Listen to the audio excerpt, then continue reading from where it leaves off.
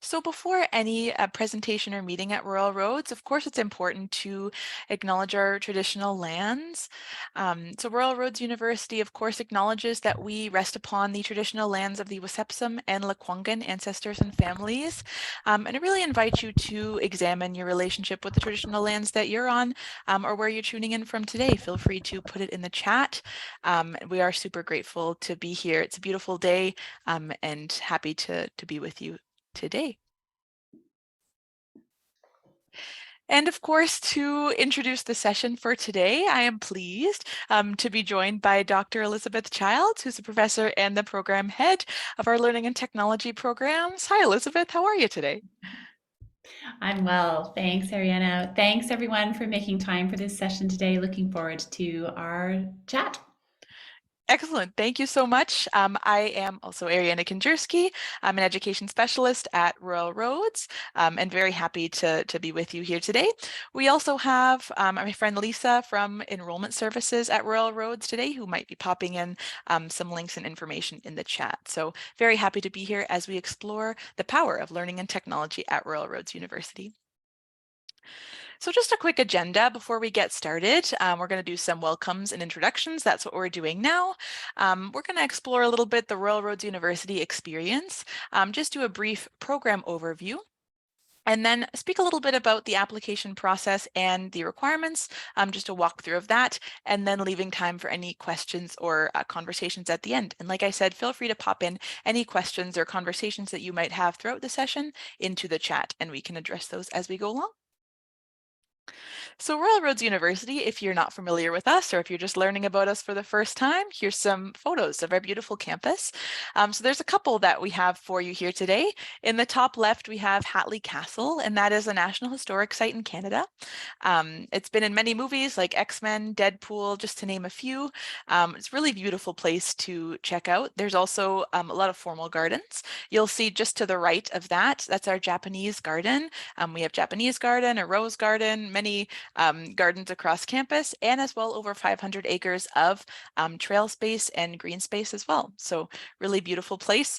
We also have a Esquimalt Lagoon, which is a migratory bird sanctuary, kind of in the bottom left. It's one of my personal favorites to take a walk and clear my head.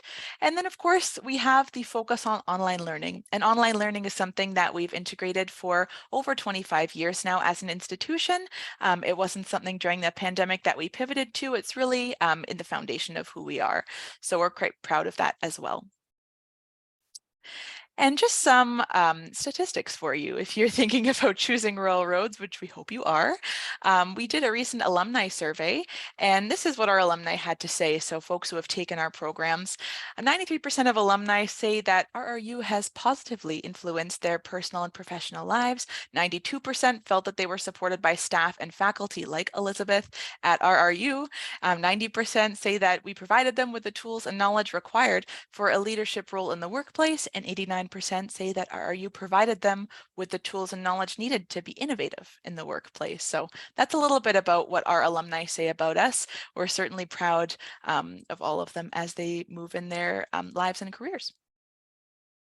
And now I will pass it off, of course, to Dr. Elizabeth Childs, and she'll take us through a little bit of a program overview today. Elizabeth. Thanks so much, Ariana. It's so nice to see that alumni feedback. It's the first time I've seen that. And having been at our spring convocation last week, it was just, convocations are always so powerful, but being able to connect with recent graduates and hear the change that's happened in their life as a result of being part of a master's program was really exciting. We had for relevant to this topic, we had one of our graduate certificate learners cross the stage, as well as one of our master's learners, which was really great to be able to be a part of and see.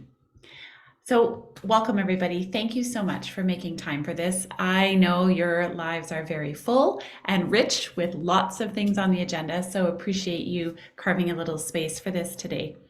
What I thought I would do is just go through, I'm just gonna switch our slides here. Oop, there we go. And give you a sense of what this graduate certificate and the graduate diploma involve. Happy to answer any questions as they come up in the chat, so please feel free to jump into the chat. I thought these were kind of interesting stats, but also, now that we're where we are in the pandemic, that first bullet point was relevant before the pandemic and is even more so now, right? This field has been amplified and highlighted across sectors. So people that come to this program really are not of one particular sectoral group. They're quite diverse, and we've seen an increase in the need for these skill sets across all sectors, before and then amplified during the pandemic. We, this little part about the role of instructional designer. And so for those of you who already are instructional designers, you might say, oh yeah, well, I think it is a great job too. For those of you who are thinking of switching into this career space, this just gives you a sense on sort of what the expectations are, entry levels. And then I put a link in there just around, if you're in the higher ed sector or K-12 sector, around some of the predictions and policies that people are now speaking of as we are in this phase of the pandemic. So something worth taking a look at, and you can jump into the slides. I know Ariana will send them out after the presentation. But with respect to the graduate certificate in instructional design, it is a 7-month program, three credit courses. So you're not taking 2 courses at once. You're taking 1 course, then you have a week off, then you take the other course, then you have a week off. I know some of you are thinking, Elizabeth, you can't add, there's 4 blocks on that slide. But actually that first block on the very left, those are the prep courses. So that's an integrate online experience around academic integrity and expectations at Royal Roads. It is offered to all students at Royal Roads and a requirement. And then we have what we call the link. And that's your opportunity to really connect with the people you'll be learning with over these 7 months in these 3 courses. So it's really focused on community building, getting comfortable, getting that lay of the land, both of the online space of Royal Roads, but also who you're going to be learning with as part of your community. You then move into these 3 courses. The first one is graphic design for instructional designers, which really dives deeply. Some people often ask about the order of these courses, so that's why I'm going in here. It dives deeply into the weeds around aspects of graphic design that are relevant to instructional designers. And then you move sort of back up the funnel. You're looking at instructional designers and instructional design sort of approaches and project management and how those 2 things intersect. And then in the last course, you're looking at the details of designing in technology-mediated spaces. So lots of instructional design theories and models, as opposed to process and place. Oh, I'm just gonna move us forward here. My mouse would like to cooperate. We have these programs are built on a series of design principles, and I'm pretty excited about those because we went out to the various stakeholder groups, so lots of different sectors from healthcare to higher ed, K-12, corporate training, finance, Department of Defense, and really asked them what should underpin these programs. And one of the things that they came back with was being able to contribute meaningfully to digital learning networks and communities. And so that really underpins the program, as well as a series of other principles. But that one in particular is why we have the networks that we have. The diploma that builds on the certificate has 3 other courses, and that's why that focus on networks. These 3 other courses that you would take are part of the master's program. They're the same course. You'll be in it with master's student people doing their master's as well. And it's really, what I hear from students all the time is that's really amazing to have that experience because, again, you're getting that diversity across different fields, different sectors, different approaches. And so the 3 courses in purple, you do the grad cert in instructional design, which is on the left, and then you move into the 3 courses in purple. There are 3 credit courses, and when you complete, you have a graduate diploma in technology enhanced learning and design.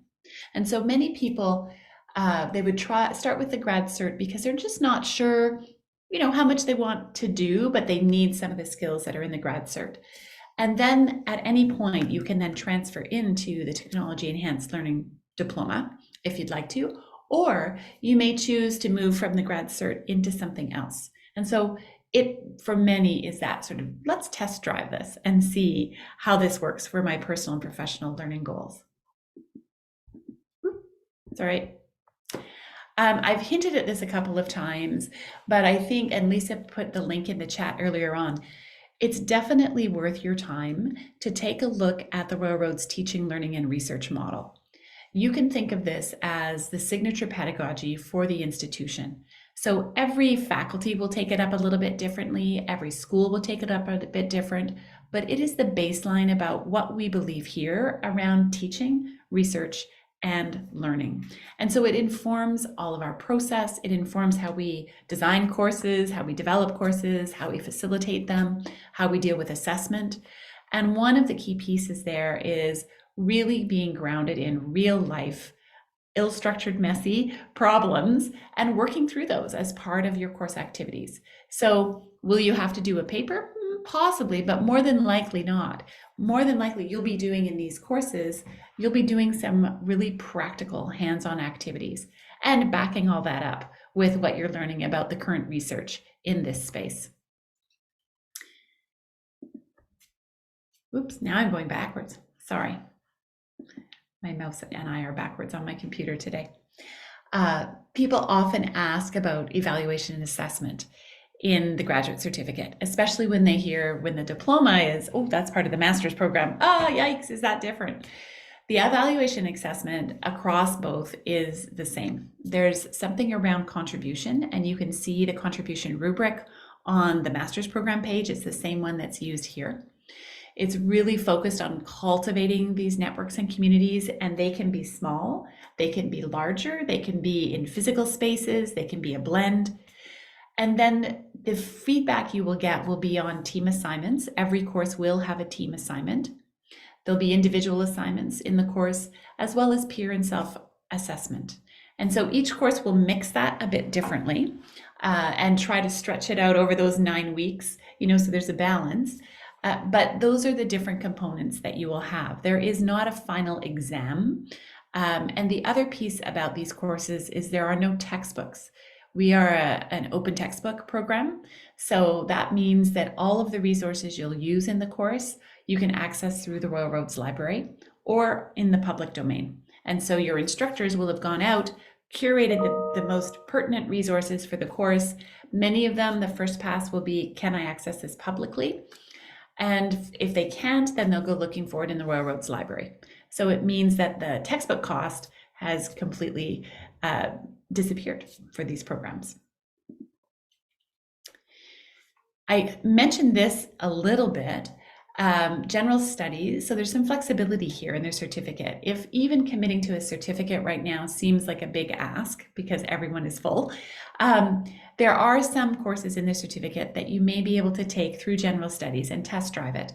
Then you can apply to have that transferred into the certificate program. And then there are some laddering options, ways that you can ladder possibly into the master's program, but also you might consider laddering into the Masters of Interdisciplinary Studies. So maybe you want a bulk of your studies to be around learning and technology, but you also have another area of interest like the environment or communications, and you would like to take some courses there too. That's the Master of Interdisciplinary Studies. So there are some abilities to scaffold into different programs and different experiences, just depending what you're looking for your professional learning. These are those program learning outcomes that I mentioned earlier, so you can see what informed the program design. And of course, the one in purple is the one that we really highlight. And we highlight that because you will be doing, especially in the diploma, you'll be starting to contribute to your own blog. So you're given a blog, it goes with you when you graduate, and you can take it with you out into the big wide world. And it really is that place where you can share your knowledge that you're learning with others, but also connect and network with others in that space. So I'm going to just pause here and see if there are any questions right now before I turn it back over to Ariana. I'm trying to think of some of the ones we often get. we do often get the one about what semester do I start. So I think we've addressed that it's not semestered, that it's 9 weeks and then 1 week off and 9 weeks. There are synchronous sessions that will happen in the courses according to the schedule. We do not in our school mandate synchronous sessions attendance because we recognize that people have different work schedules and work availability, but we do request that you watch the recording if you're not able to attend. And of course, being able to attend is fantastic because then you actually get some group communication, some large group discussion, and you're part of that, engaging in that space. They are not lectures delivered synchronously. They're usually guest speakers, sort of experts in the field on very topical aspects. So the instructors try to bring in people that if there's something that's top of mind, so for example, last November, it was ChatGPT, they'll reach out into their network and bring in a collection of individuals to talk about that. So you really get that kind of connection. The program is completely online. Yes, there is no, for the graduate cert, there is no requirement to come to campus. Having said that, many people do come to campus for convocation, but it is done completely online. Great question, Wanda. So the graduate cert is 7 months to complete, so those 3 courses. And then the diploma, you'll take another 3, so it's probably, I don't know, they have the actual number. I'm thinking it would be maybe 12 months, maybe just a year, just around a year to complete. And yes, they're done right after that. They're teed up so that when you complete the graduate certificate, you can keep moving into the diploma.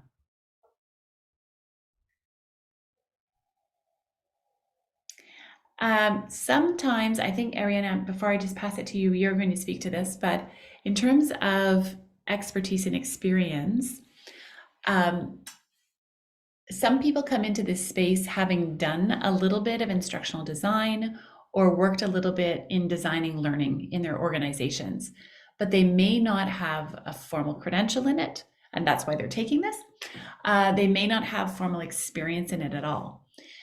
What I do hear from people who've come into this certificate without any experience in education, adult learning theories in general, is that they do find that they're having to read quite a bit just to get that sort of general sense of it.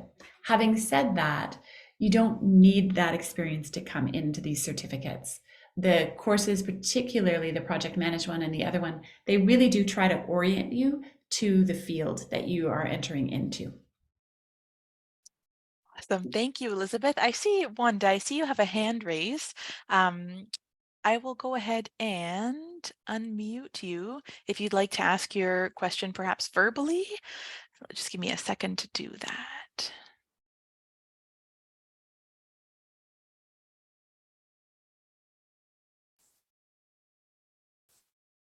Awesome. And Wanda, you should be able to unmute yourself here for a moment.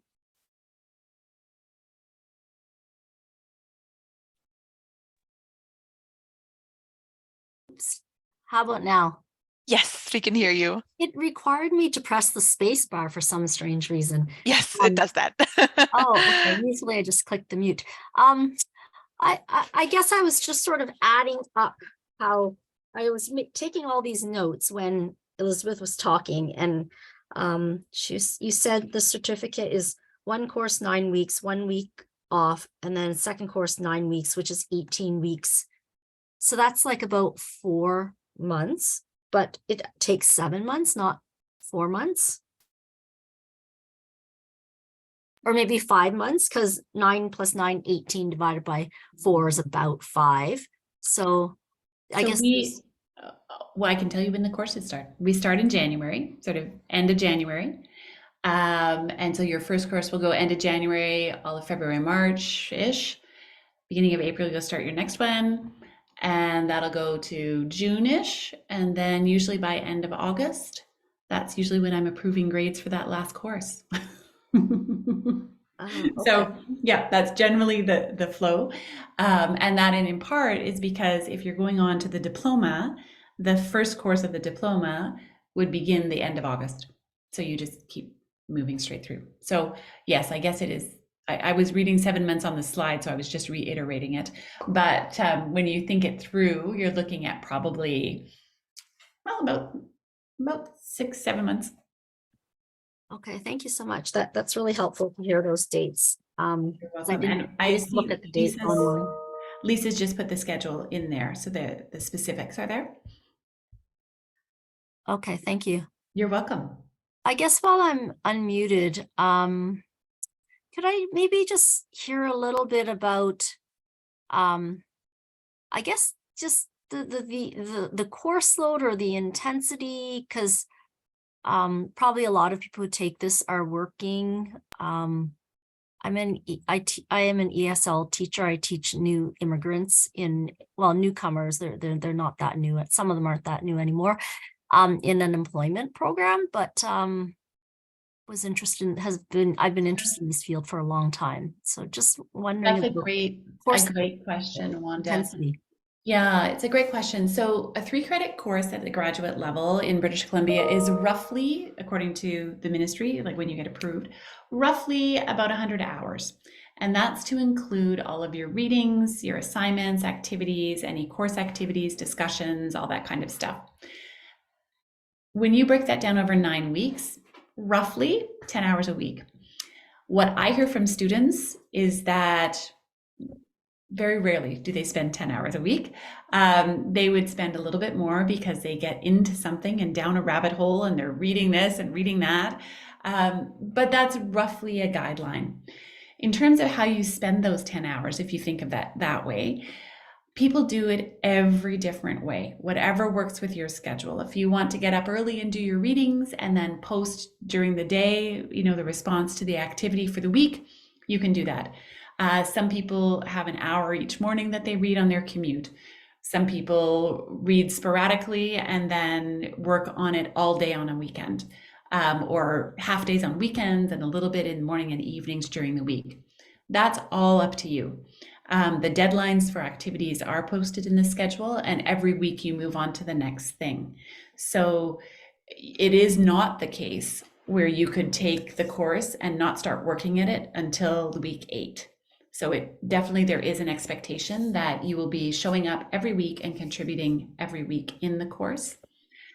The part that the scheduling gets a bit trickier, perhaps, is when it's the team assignment, because you're working with a team. So depending on where your team is, you have to coordinate what times work for you to touch base as a team, how you're going to work as a team. Are you going to do it mostly asynchronously, or would you like a synchronous meeting every once in a while? And so that part of it, I hear from students that adds that little extra logistic complexity. The great news is we do have a team coach that works with this program. And so you would meet them in the link, and then they have strategies and support strategies to help you work well as virtual teams in this space. So that's another piece of the puzzle that also might be interesting to you. I hope that helps answer the question, Wanda. And I see that Nikki has her hand up as well. Perfect. Yes, Nikki, I'm going to make you a co-host as well, just so you can unmute yourself. You should be able to now. Thank you, Ariana, and thank you, Elizabeth. This information is really helpful. And just like Wanda, I also work as employment advisor with one of the NPOs in Ontario. My work sometimes gets very demanding. And thank you, Wanda, for asking that question. It really helped me to clarify a few questions, few queries as well. So my idea to be here is mostly to get myself more equipped with technology aspect of learning. I know you mentioned the program covers the adult learning aspect.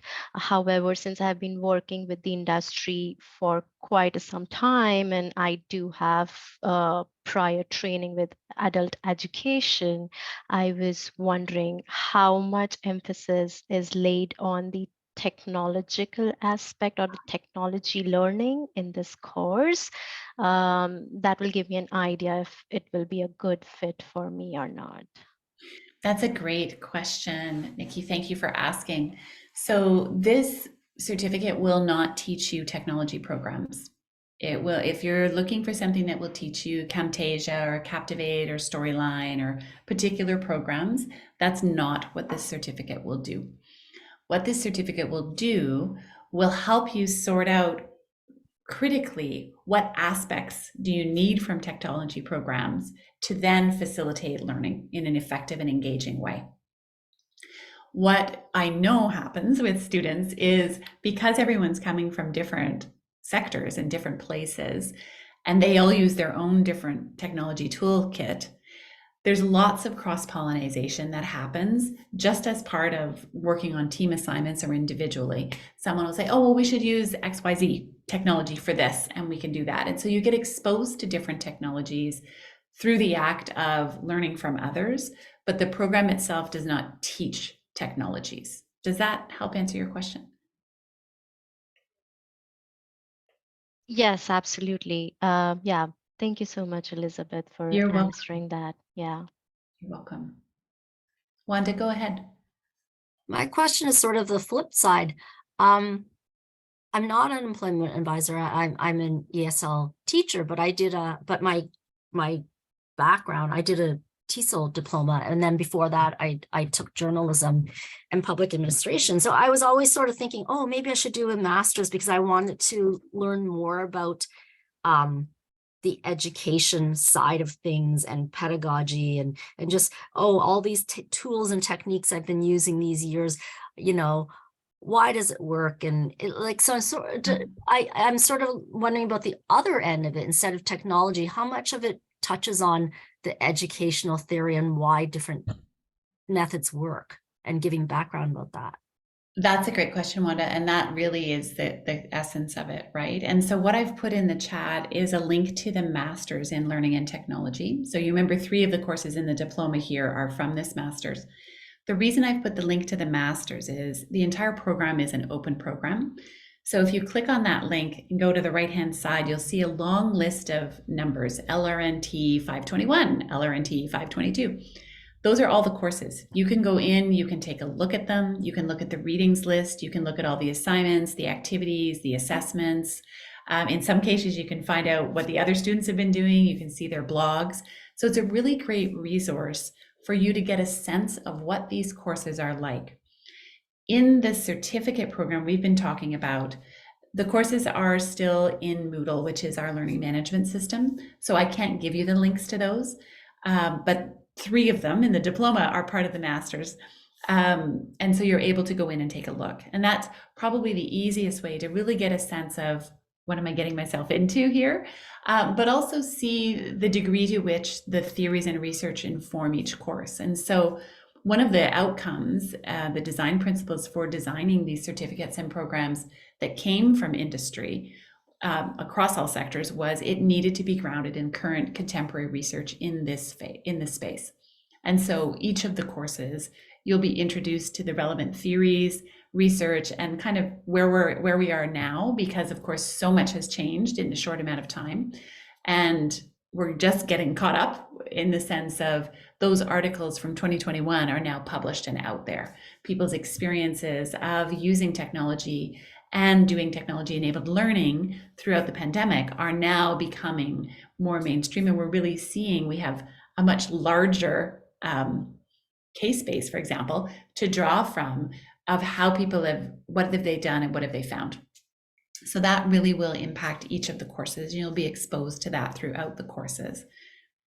Does that help answer the question? I think you're saying if I go click on that, I can pick some of those courses and then read about it. You can. What I was saying is you can at least see to the degree to which theory and research are informing each of the courses. Okay. Okay, I'll have a look at that. Thank you. You're welcome. Excellent.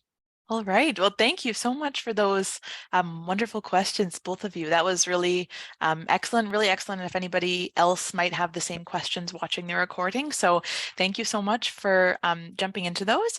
I will get a little bit into how to apply now. So we've talked about the program and the overview, and I'll just give you some tidbits on how to move forward if you're looking to apply. Of course, the most information is going to be on our website, ruralroads.ca, but just to get you started here, we have both standard admissions and flexible admissions for Rural Roads University. So standard admissions looks like a 4-year or comparable undergraduate degree in a related field from a recognized post-secondary institution, and also 3 years of professional experience in a leadership, and there's 2 asterisks on there, or a management position that is related to these fields that we're speaking about. And again, you'll see the asterisk on the bottom is a long description about emerging leaders, because that is also relevant. So if you yourself are an emerging leader in the field, then we'd still love to hear from you. Please still think about putting an application if that applies to you. And again, there is more info on the website, but just to get you started. If you don't meet those requirements, but you're still thinking about coming into the program, we also have flexible admissions, which is one of my favorite parts at Rural Roads, is we have that flexibility. So if you do not have the required educational components of standard admissions, and you have a 7 years of work experience with 2 years in a leadership, 2 asterisks, or management position that's related to these fields, then you can still perhaps come into the program. And again, leadership experience is defined with a couple bullet points underneath. So take a look through those. And if you're wondering, am I still a good fit? It's also worth a conversation perhaps with enrollment services, who I will get to in just a moment. So that's 2 options, and you're not going to pick one or the other. This is something that our admissions folks decide on themselves, but just knowing that you have options coming into these programs. And how to apply, as far as the steps that you would need to go through to apply to these programs. First step's an online application fee of $131.39 Canadian, and some supporting documents as well. So that looks like, in most cases, official transcripts, if you have them, a personal statement. And what that is really you're sitting down with yourself and you're thinking about, okay, what do I want to get out of this program? And also, what can I bring to the table?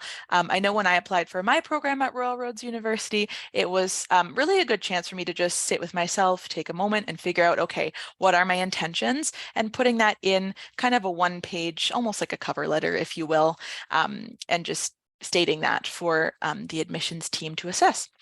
Also a detailed resume, so putting everything from work experience, volunteer experience, anything else that's relevant on there, just to give a really robust understanding of who you are. And again, that work experience that can help you be assessed properly.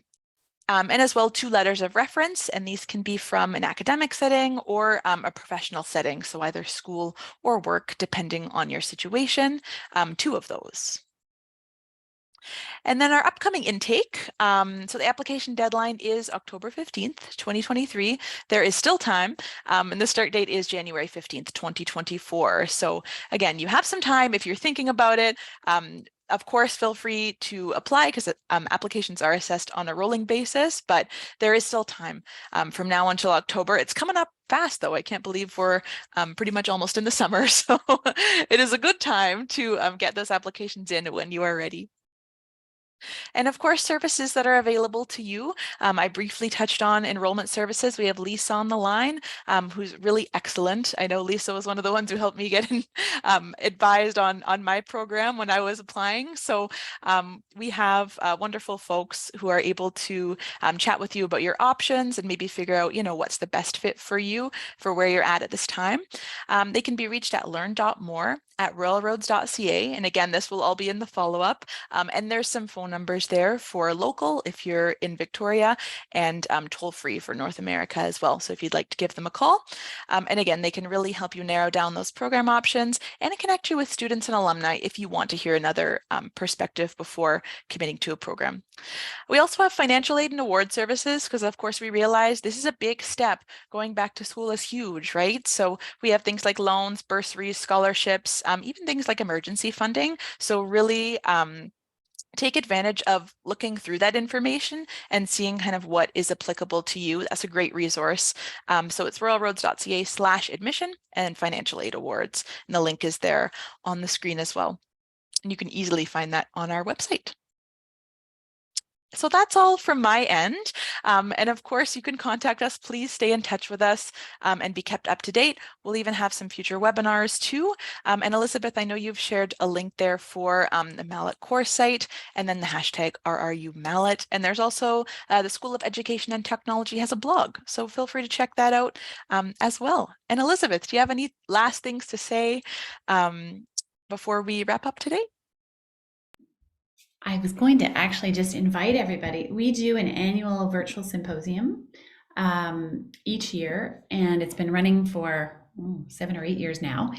And it's a week long. There's usually 3 or 4 synchronous sessions during the day each week on all kinds of topics. We have people that are experts in this space, people that are doing this work on a daily basis, sharing their stories, and then we have our students presenting. And so it's a really great way to get kind of oriented to the field and see what's happening in this space. And you're more than welcome. It's wide open access for anybody. There is no charge. You just can come and be part of it. You can also go, and all the sessions have been recorded. So you can go back, you can listen to them over time. And I have lost the link. So I will send it to Ariana and make sure it gets sent out to all of you. I did an upgrade on my computer and it's changed my notes file where I keep it. So I will send it all out to, oh, look at you. Thank you, Lisa. Lovely. So you can go in and see the symposium sessions, the topics, and the student work is phenomenal. So feel free, stay in touch. It is usually the first week or second week of April, depending on the timing of the first course for the master's program. So put that on your calendar, keep in touch. We try to do a little bit on Twitter just to promote it, but we're kind of, Twitter is an interesting spot right now. And so best way is to just stay connected and don't hesitate. If you have other questions or you're just not sure, is this the right fit? Can I, see more? Can I learn more? Don't hesitate to reach out. Lisa's here, Ariana's here. You're welcome to email me and we can talk further. So thank you. Absolutely. Thank you so much, Elizabeth, for being here. It's always a pleasure to co-host with you. And folks, we hope to see you, of course, in the program and in a future webinar as well. So take good care and have a wonderful rest of your day. We'll see you next time.